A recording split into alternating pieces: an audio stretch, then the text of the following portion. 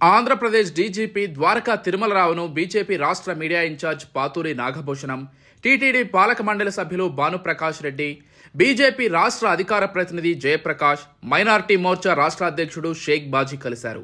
గత 5 సంవత్సరాల్లో టీటీడీలో ఏమేం అవకతవకలు జరిగాయో, వాటిని ఏ విధంగా మరుగుపరిచారో మాట్లాడడం జరిగింది. కానీ జగన్ అధికారంలో ఉండడంతో టీటీడీ చైర్మన్ ధర్మారెడ్డిని వాటిని తొక్కిపెట్టారు.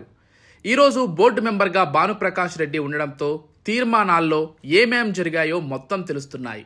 దేవుడి సొమ్మును రక్షించడం కోసం డీజీపీని కలిసి ఒక రిప్రజెంటేషన్ ఇవ్వడం జరిగింది. మధ్యాహ్నం 3 గంటలకి ఇంటెలిజెన్స్ డీజీ లడ్డాకి రిప్రజెంటేషన్ ఇస్తామో అని తెలిపారు. ప్రపంచంలో అతిపెద్ద హిందూ ధార్మిక క్షేత్రం తిరుమల తిరుపతి దేవస్థానం. స్వామివారికి కోట్లాది రూపాయలు సమర్పించుకుంటారు భక్తులు. అలాంటి స్వామివారి డబ్బుని సైతం గత ప్రభుత్వం పక్కదారి పట్టించింది. పరకాయమణిలో హుండీ లెక్కింపుల్లో రవికుమార్ అనే వ్యక్తి డబ్బుని దొంగతనం చేశారు అని తెలుస్తోంది. అతను విజిలెన్స్ అధికారులకు దొరికాడు.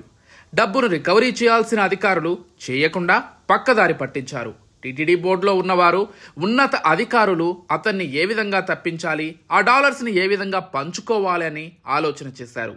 ఆ దొంగ నుంచి గజ దొంగలు వాటాని పంచుకున్నారు. ఈ వాటాల్లో ప్రత్యక్షంగా పరోక్షంగా ఎవరెవరు ఉన్నారనేది త్వరలో బయట పెట్టబోతున్నామన్నారు. పాత్రదారులు, సూత్రధారులు, వాటాదారులు త్వరలో శ్రీవారి భక్తుల ముందు వీరందరినీ బయట పెడతాం.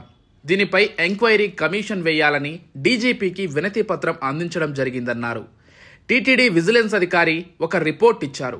టీటీడీ మీద ఒక పోలీస్ అధికారి ఒత్తిడి మేరకు లోక్ అదాలత్లో రాజీ చేసుకోవడం జరిగిందని ఆ నివేదికలో ఉంది. ఎవరు ఆ అధికారి అన్నది పూర్తిగా బయటకు రావాలని ప్రతి ఒక్కరూ కూడా కోరుకుంటున్నామన్నారు. 100 కోట్లకు పైచిలకు దోపిడీ జరిగింది. దీనిపై జ్యుడిషియల్ ఎంక్వైరీ వేయాలని కోరుతున్నాం. ఎవ్వరినీ వదిలిపెట్టే ప్రసక్తే లేదు. శ్రీవారి భక్తుల ముందు ఈ దొంగలని నిలబెడతాం. కేంద్ర మంత్రి బండి సంజయ్ సైతం లోతుగా విచారణ చేపట్టాలని కోరడం జరిగింది అన్నారు.